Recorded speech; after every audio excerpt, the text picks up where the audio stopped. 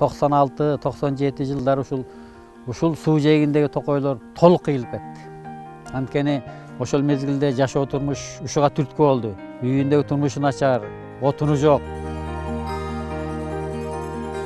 Анан эл кыйганда кайыңдарды да койгон жок. Каражы качты да кыйды, иши кылып отунга жарактын баардыгы кыйылып, 1-2 жылдан кийин тыптыйпыл болгондон кийин чөп чабанды кылабыз деп өрттөнгө чейин барышты. Ошондо 99% ушул жер өрттөнүп, жалаң капкара дөпкөлдөр калган.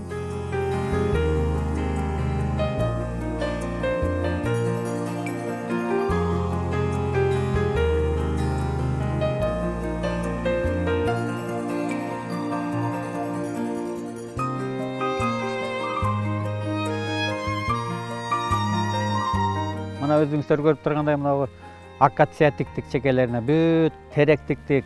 Жаңак тиккенбиз ичине. Бул жаңактар кыртыштуу жерлерине бар. Азыр кезде уже мөмө берип баштады. Акациялар мына баша 1,5 километрге чейин тиккенбиз. 2000-3 миң. Азыр өзүп турат, жакшына турат.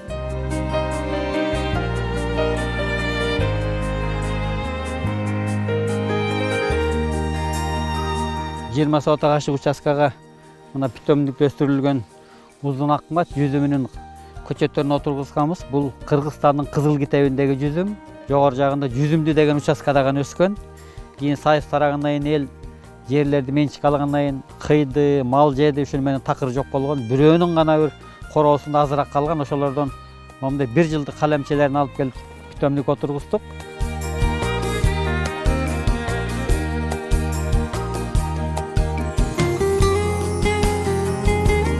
Кээ бир мамлекеттерде баласы төрөлгөндө терек тигип коет экен. Бул бир жагынан киреше болсо, экинчи жагынан бу да жаратылышка салым экен да. Кыргыздар айткан, атаңдан мал калгыча тал калсын деген. Мен ушул жакка киргенин азыр айыл элде түшүнүп калды. Баягыдай кыюу жок. Кудай кааласа эл дагы капталдарды тозуп, өздөштүрүп, жаратылышка салым кошо башташты.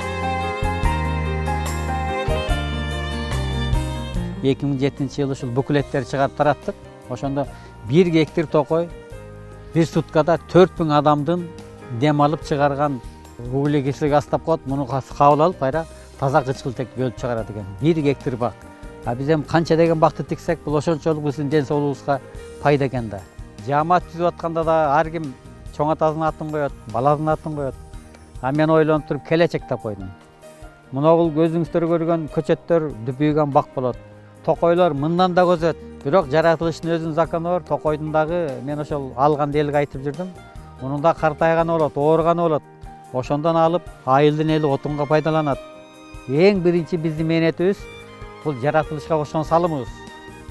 Экинчи, мындан кошумча киреше табуу менен айылдын эли же турмуш деңгээлин оңдойт. Бул уже келечектеги чоң капитал деп ойлойм да.